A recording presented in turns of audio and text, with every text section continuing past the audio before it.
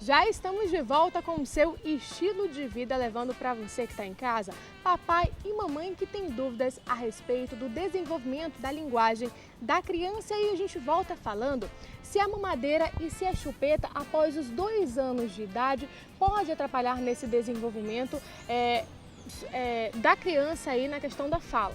Ela pode mesmo?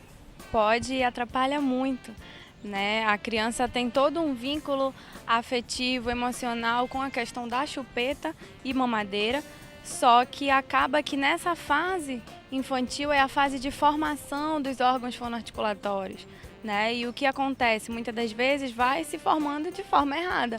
Língua mal posicionada, língua volumosa, arcada dentária, né? É mexida nessa estrutura também, a questão mesmo de bochecha, de tônus muscular, e todos esses órgãos eles precisam estar numa sincronia para poder ter um desenvolvimento da fala. O dedo na boca também impede, né? Que a gente percebe muito. Sim, é pior do que a chupeta, na verdade, né? Porque a chupeta você controla o tirar e o dedo na boca tá ali com a criança e a sucção ela faz sem ao menos ter alguém por perto, não tem como tirar, é mais difícil. Então como é que a gente faz isso na terapia? Né? Como orienta essa família? Do dedo você passa para a chupeta para poder fazer a retirada da sucção. O ideal é que o aleitamento materno ele seja realmente feito, porque há um contato, né? Uma cumplicidade de mãe e filho, e que quando a mãe está amamentando, o contato que há entre a criança, ela vai aprendendo a saber que há um calor humano, que há os sons. A mãe pode conversar, né, com o filho nesse sentido. Se não há possibilidade do aleitamento materno, mas o cuidador, né, que vai colocar na colherzinha ou no copinho, que ele também vai estimulando os sons aos poucos, né?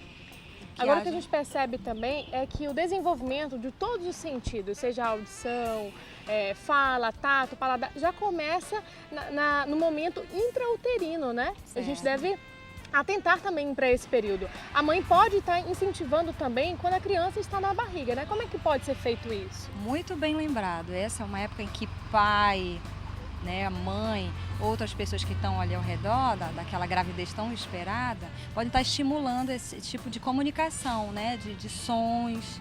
Então, quando ela já vem, ela já vai lembrar daquela voz, daquele sentido que ela começou a ouvir. E isso é comprovado cientificamente, né? De que crianças que têm uma comunicação na vida intrauterina, quando vai para o desenvolvimento, após o nascimento, elas conseguem ter um desenvolvimento bem mais seguro. Agora nós falamos aí também na questão da posição da carga dentária, que também influencia nesse desenvolvimento das crianças da fala, né? Sim, foi como eu falei anteriormente, todos os órgãos fonoarticulatórios, língua, dente, palato, bochecha, lábios, eles precisam estar em sincronia para poder ter uma harmonia nessa fala. Então, se eu tenho uma língua volumosa, minha fala dificulta mais. Se eu tenho uma arcada atrésica, dificulta mais também. Agora nós já falamos que os pais podem atrapalhar no desenvolvimento natural desses sentidos, mas quais outros fatores externos podem influenciar nessa questão do desenvolvimento, do atraso desse desenvolvimento? Olha, quando não há nenhum problema, como já foi dito, né, nos órgãos da fala nem da audição, a possibilidade é que haja os fatores emocionais, né? Acontece uma separação, ciúme do irmãozinho novinho que está chegando. Então tem que ser verificado, porque aí a gente vai trabalhar nesse sentido de auxiliar tanto os pais como a criança no desenvolvimento da fala.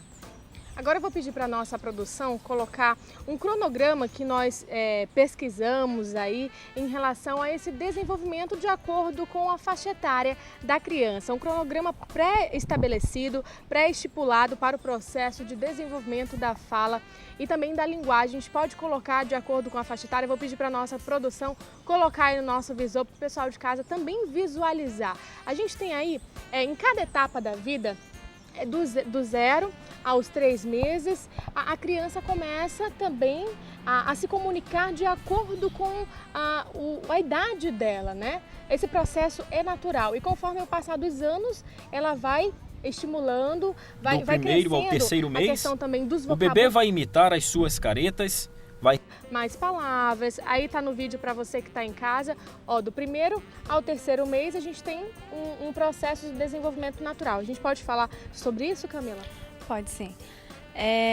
Nessa etapa de vida, geralmente inicia o balbucio, né?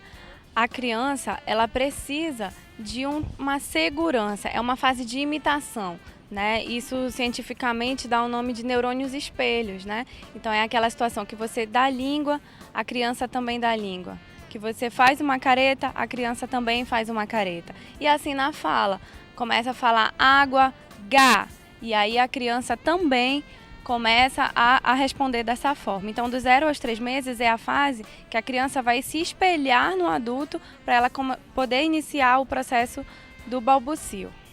Agora nós vamos direto para o Acre, é isso, produção? Porque a nossa repórter Agnes Cavalcante também vai falar sobre este mesmo assunto. É isso, produção? Eu chamo a Agnes, que está esperando aí com uma profissional, também da área, que vai dar dicas para você que está em casa. Mas no próximo bloco, então, a gente volta com essa dica e a gente continua a nossa entrevista aqui para você que está em casa. Agora a gente percebe, a gente falou dos meses, né? Agora a gente percebe quando chega na fase que a criança completa 12 meses, 1 ano ou 1 ano e meio, 2 anos, ela já começa a ampliar o seu vocabulário, né? Já começa a pronunciar, passa de 50 para 100 palavras, né?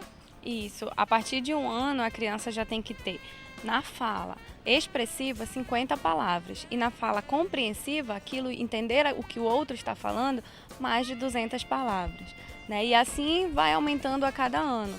Por exemplo, quando chega aos 4 anos, a criança de 50 palavras, ela já tem que ter 500 palavras e compreender de 200 a 1.200 palavras.